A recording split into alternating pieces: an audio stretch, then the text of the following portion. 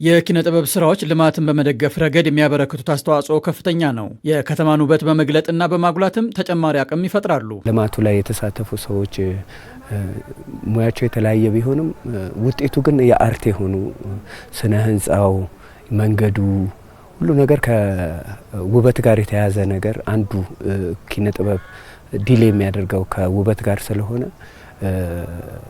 ባለሙያዎቹ ብዙ የኪነ ጥበብ ባለሙያ እዛ ላይ ተሳትፏል። እና ፋውንቴኑን ስታይ ፋውንቴኑ ውስጥ ያለው ሙዚቃ ፋውንቴኑ ውስጥ ያሉ ቅርጻ ቅርጾች በሙሉ ከአርት ጋር የተያያዙ ነው። ተያያዥ ነው። ውበት ካለ ኪነ ጥበብ የውበት ማድመቂያ አንዱ አካል ስለሆነ ማለት ነው። ታሪክ በጥበብ ይገነባል ይታደሳልም። እንደ ሀገር የከተማ ልማት ስራዎች ሲሰሩ ለኪነ ጥበብ ዘርፉም ተጨማሪ እድል መፍጠር የሚያስችሉ ሆነው ይነሳሉ። በተለይም በአዲስ አበባ የተከናወኑ ስሟን የሚመጥኑና ውበቷን የገለጡ ስራዎች ለዚህ ምስክር ናቸው። የከተማዋን ውበት ያጎሉ ዘንድ የተሰሩ ስራዎች በጥበበኞች አይን ትኩረትን የሳቡ ናቸው። ስም ያላት ነገር ግን እንደ ስሟ ያልነበረች አሮጌ ሆና አዲስ ተብላ ያለ ስሟ ስም ለጥፋ የምትኖር አሁን ግን እንደ ስሟ አዲስ የእውነት አዲስ አይኑን ተጨፍኖ ሰርፕራይዝ ለማድረግ አንስ አይኑን ሸፍነው ወስደህ አይኑን ስትገልጥለት በሚያየው ነገር በጣም ሰርፕራይዝ እንደሚሆነው ለኔም የሰርፕራይዝ ጊዜና በጣም በየቀኑ የሆነ ቦታ በሆነ አጋጣሚ ቤት ቁጥር እንዴ የሚያሰኝ ነገር የሆነበት ነው። ነገሩ ውበትም ነው። ውበት ያካተተ ነው። ከተማችን በጣም በሚገርም ሁኔታ እየተለወጠች ነው፣ እያበበች ነው። ከዚህ አንጻር በእውነት በጣም ብዙ አርትን ሊደግፉ የሚችሉ ብዙ ስራዎች እየተሰሩ ነው።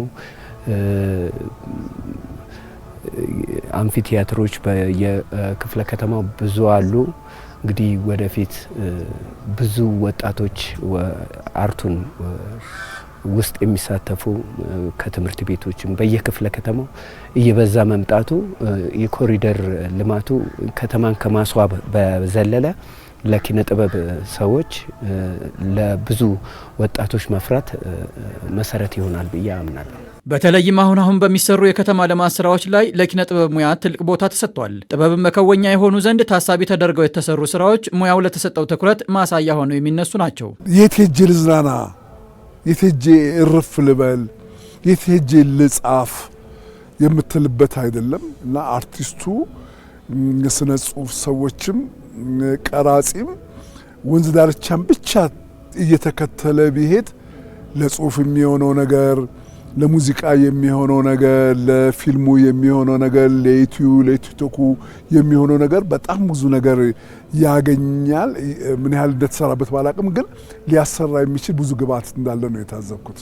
በከተማ ልማት፣ በኮሪደር ልማት፣ በመልሶ ማልማት፣ በወንዝ ዳርቻ ልማት የተሰሩ ብቻ ሳይሆኑ በአዲስ አበባ ውስጥ ለምሳሌ ቲያትር ቤቶች ተሰርተዋል፣ አዳራሾች ተሰርተዋል፣ ሲኒማ ቤት ተሰርተዋል። እነዚህ በሙሉ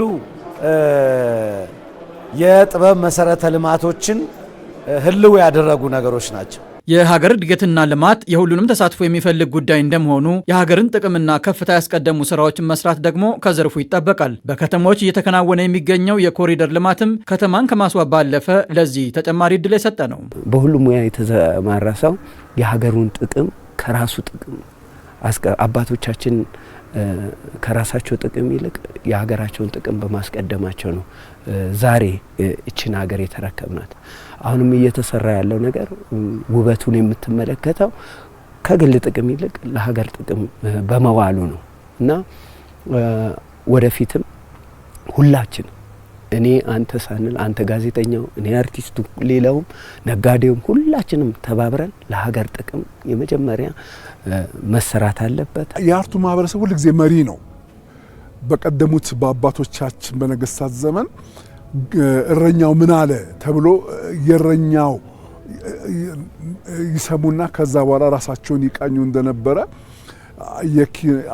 የአርት ማህበረሰቡ ያለውን ፖቴንሻል አውቆ እኔ እኮ መሪ ነኝ፣ እኔ እኮ አቅጣጫ ማሳየት እችላለሁ ብሎ ከተነሳና ያለው ዋጋ ከገባው በጣም ብዙ ነገር መስራት ይችላል። መሰል ስራዎች የሀገርን ህልም ከግብ ለማድረስ ከፍ ያለ ሚና ሲኖራቸው የኪነ ጥበብ ዋጋም ከፍ ያለ መሆኑን አመላካች ሆነው ይነሳሉ። ኢትዮጵያ በጣም ትልቅ ህብረ ብሔራዊት ሀገር ናት።